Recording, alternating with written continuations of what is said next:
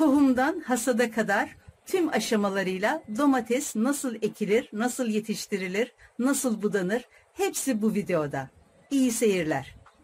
Merhaba arkadaşlar. Bugün domates tohumu ekiyorum. Saksılarıma ektiğim domates fidelerini kendim yetiştiriyorum. Geçen yıl saksımda yetiştirdiğim şeker domateslerinden bir tanesinin tohumunu ayırdım. Şimdi onun tohumunu ekeceğim. Saksıma hazır bitki toprağı koydum. Bu toprak diğer normal bahçe toprağına göre daha gevşek, daha yumuşak ve gübreli bir toprak. O yüzden fidelerin gelişimi için toprağın biraz böyle güçlü olması, kaliteli bir toprağın olması gerekiyor. Saksıda domates yetiştirdiğim için köy domatesleri, pembe domates, salkım domates gibi birkaç çeşit yetiştirmeye çalıştım. Ama onların verimi çok düşük oldu. Daha büyük saksıların olması gerekiyor. Benim saksılar hani orta boy saksılar olduğu için en güzel verimi çeri domates ve o daha küçüğü olan minik şeker domateslerden aldım. Bu yıl sadece o şeker domateslerden ekmeye karar verdim. Şöyle mini minnacık tohumlar. Bunları şöyle küçük çukurlar açarak içine birer birer yerleştirmeye çalışacağım.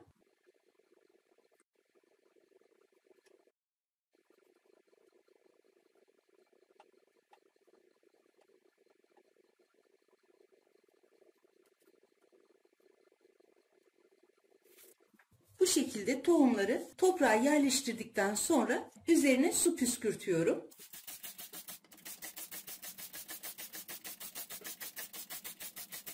Ve evimin en çok güneş gören penceresinin önüne koyuyorum. Bu şekilde nemini ve sıcaklığını koruyarak tohumlar bir an önce filizlenir. Bazen güneş çok güçlü olabiliyor. Camın arkasından toprağı kurutabiliyor.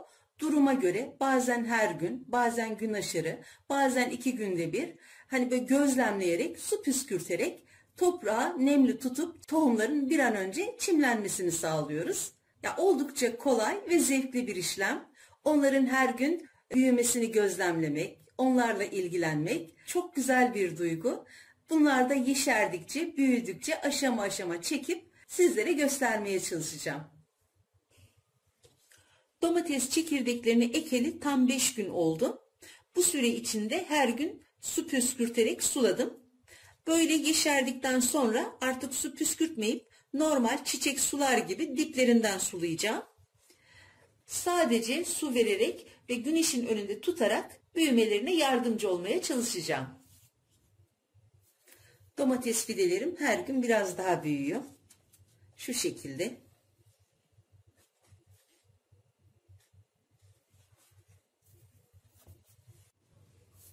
Domates çekirdeklerini ekeli tam 3 hafta oldu. 12 Şubat'ta ekmiştim.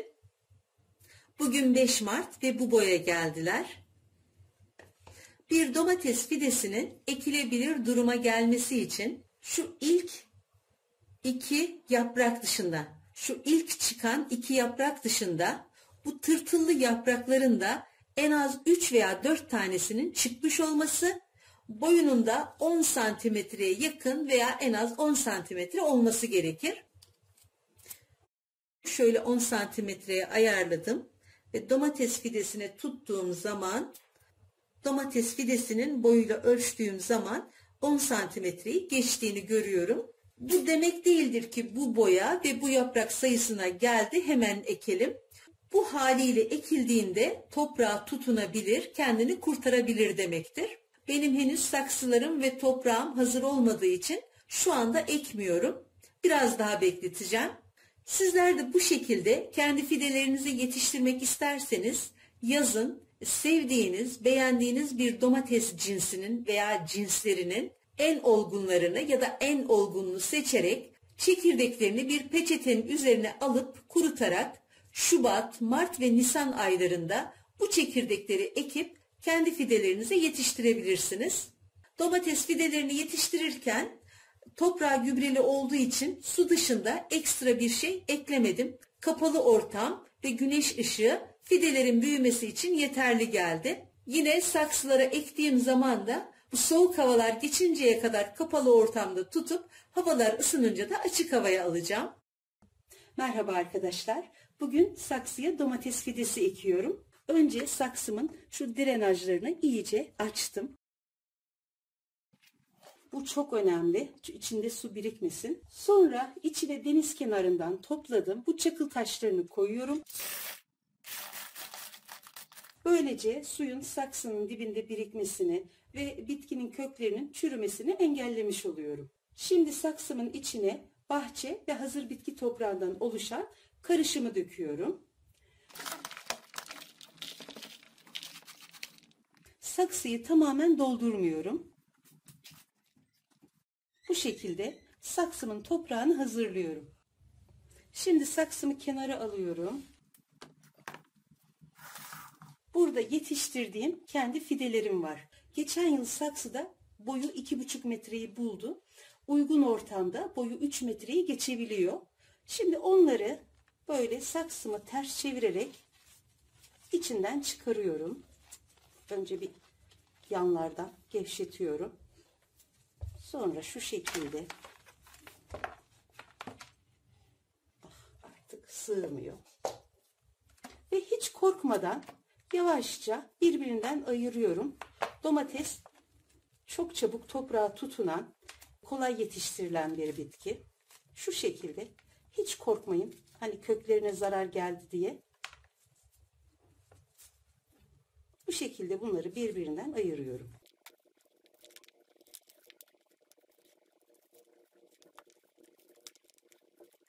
Domatesin fidesi şöyle burasından kırılsa, ortadan bir yerden kırılsa, eksik, belki biraz zaman alacak ama o bile kendini toprağa tutup yeniden filiz verip uzayıp gidebilir.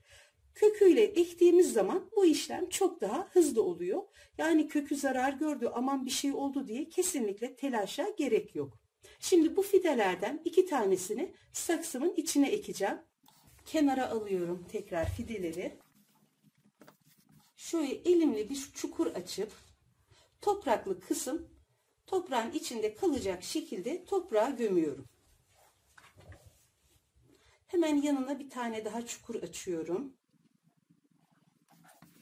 Yine sadece topraklı kısım toprakta kalacak şekilde toprağa gömüyorum.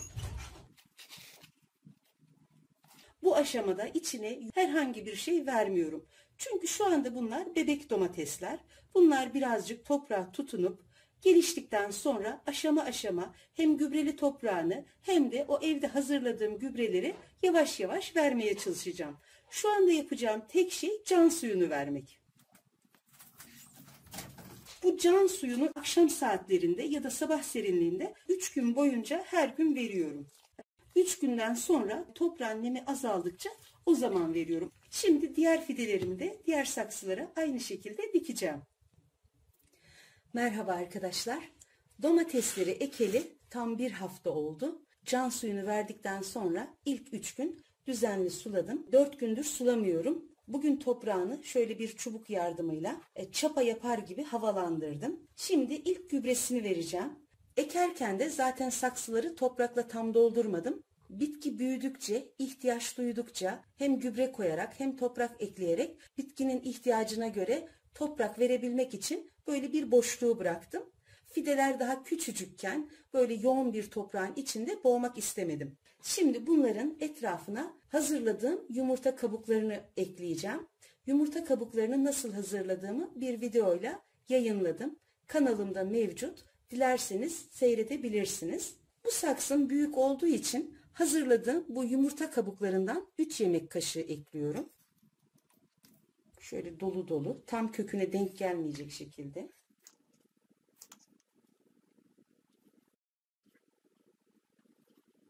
Bunu bir kez vermek yeterli.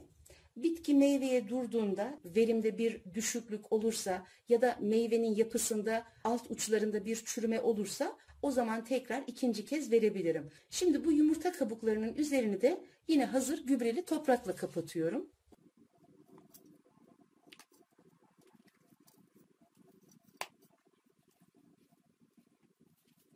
Şimdilik bu kadar toprak yeterli. Sulamayı da akşam serinliğinde ya da sabah serinliğinde yapıyorum. Şimdi aynı işlemi diğer saksılar için de yapıyorum.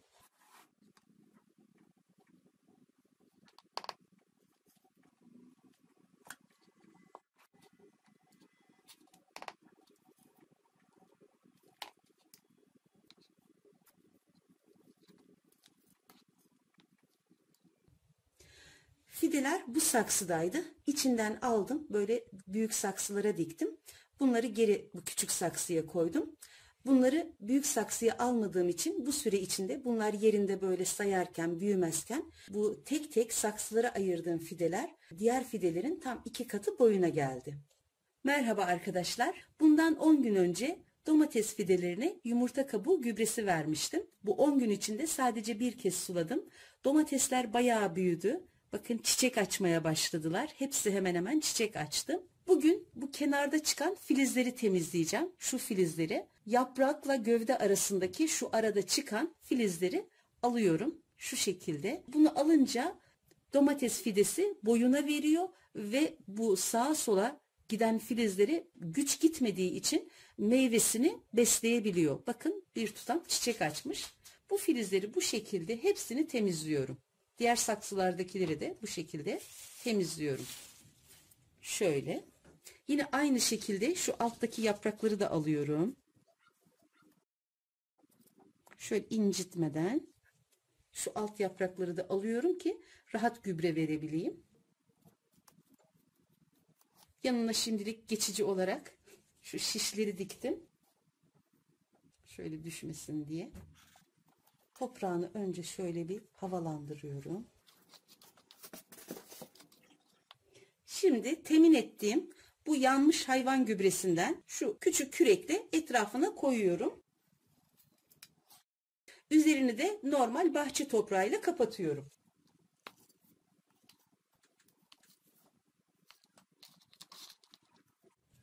Şöyle güzel çubuklarım var. Çok uzun. Bayağı uzun bunlar. Şu geçici şişi buradan alıyorum. Bakın durmuyor. Şöyle birazcık kökünden uzak olacak şekilde şöyle yanına destek olarak veriyorum.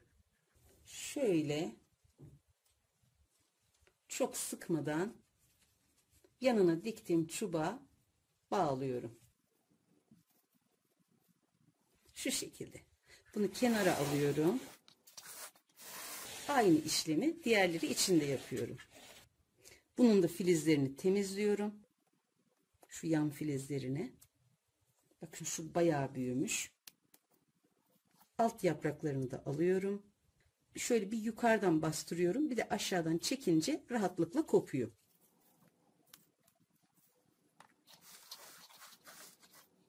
Bakın. Domatesin gövdesi böyle tüylü. Toprağa değdiği yerde hemen böyle kök veriyor. Saksıya toprağı çok doldurmamamın sebebi de böyle peyderpey gübre, toprak eklemek için. Bunlar sırık domates olduğu için bakın dengede duramıyor. Şöyle mutlaka bir çubuğa bu şekilde bağlamak lazım. İpe de sarabilirsiniz. Şu anda bunlar henüz gerçek yerlerine gitmediği için çubukla hareket kabiliyeti daha fazla. İpi sardığımız zaman yerinde sabit olması gerekiyor. O yüzden şimdilik böyle çubukla idare ediyorum. Yine çok sıkı olmayacak şekilde çubuğa böyle bağlıyorum. Diğerlerine de aynı işlemi yapıyorum. Merhaba arkadaşlar. Domateslere yanmış hayvan gübresi vereli tam 12 gün oldu. Artık domatesler gerçek yerlerindeler. Balkona aldım. Bugün domateslere ilk kez muz kabuğu suyunu vereceğim. Muz potasyum yönünden çok zengin bir meyve. Kabuklarından da bitki besini yapıyorum. Nasıl yaptığım kanalımda mevcut. Dilerseniz seyredebilirsiniz. Muz kabuğu suyu vermeden önce saksılarına biraz toprak ekleyeceğim. Bu arada domatesler meyve vermeye de başladı. Onu da yakından göstereyim. Yine bunun da meyvesi.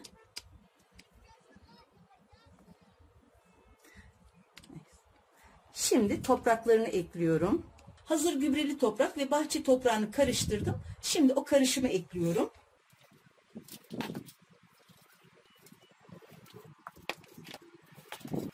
Seyreltilmiş muz kabuğu suyunu da toprağın üzerine döküyorum. Diğerlerini de aynı işlemi yapacağım.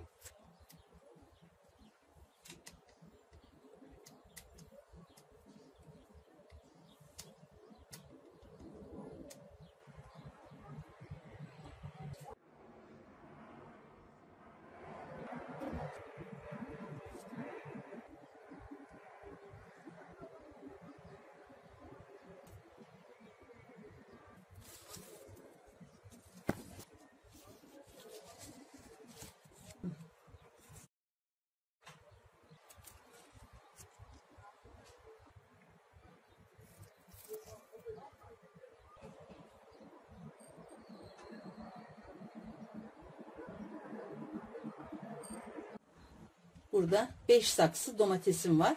Bunların toprağına bu hazırladığım ısırgan otu suyunu döküyorum.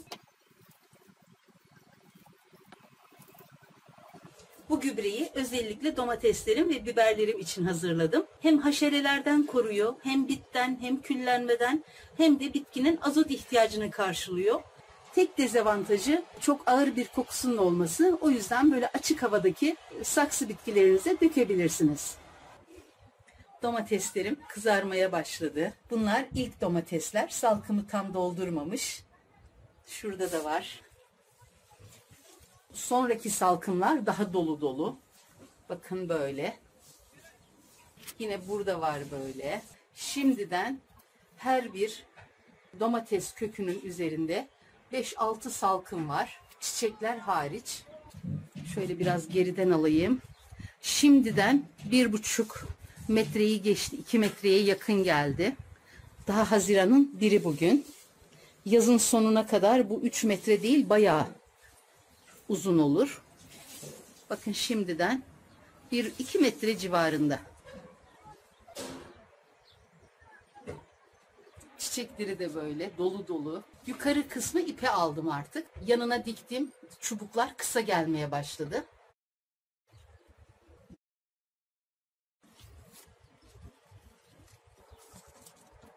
İlk salkımlar tamamen kızarmaya başladı. Şöyle içeride de bir salkım var. Diğerleri de tek tük kızarmaya başladı.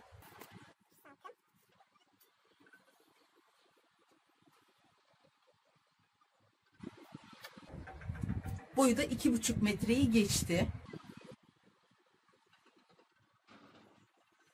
Gelişimi gayet güzel. En ufak bir hastalık, bitlenme, küllenme olmadı.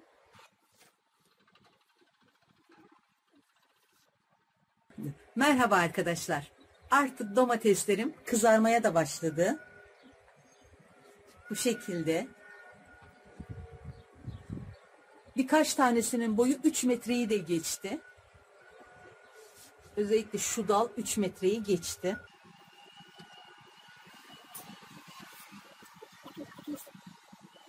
İki yaprak, bir salkım domates. 2 yaprak, bir salkım domates. O şekilde büyüyorlar.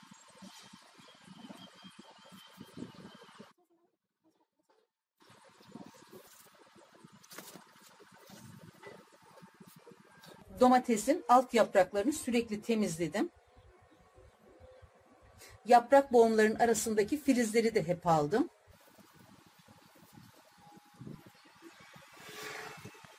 Yumurta kabuğu gübresi, yanmış hayvan gübresi, muz kabuğu suyu, soğan kabuğu suyu, ısırgan otu suyu bu şekilde dönüşümlü olarak verdim. Onun dışında da başka sadece normal suyla suladım. Gerçekten beklediğimden çok daha güzel ürün verdi. Yapraktan çok meyvesi var maşallah.